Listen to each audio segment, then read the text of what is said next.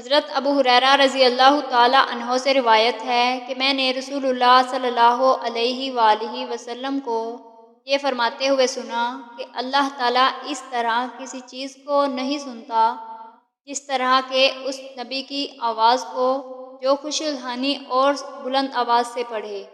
صحیح مسلم حدیث نمبر 1847۔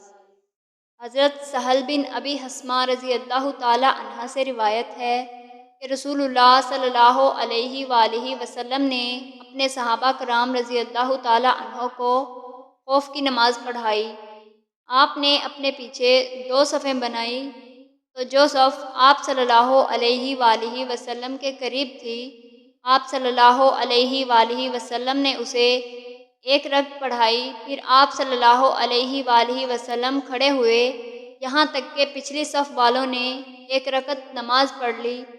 پھر وہ آگے بڑھے اور اگلی صف والے پیچھے چلے گئے، پھر بیٹھ گئے یہاں تک کہ پچھلی صف والوں نے 1 رکعت نماز پڑھ لی۔ پھر آپ صلی اللہ علیہ وآلہ وسلم نے سلام پھیر دیا۔ صحیح مسلم حدیث نمبر 1947۔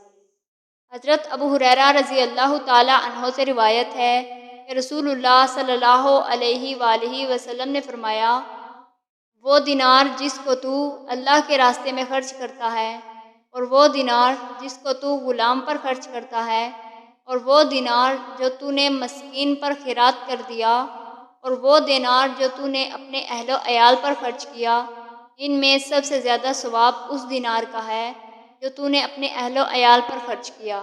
صحیح مسلم حدیث نمبر 2311۔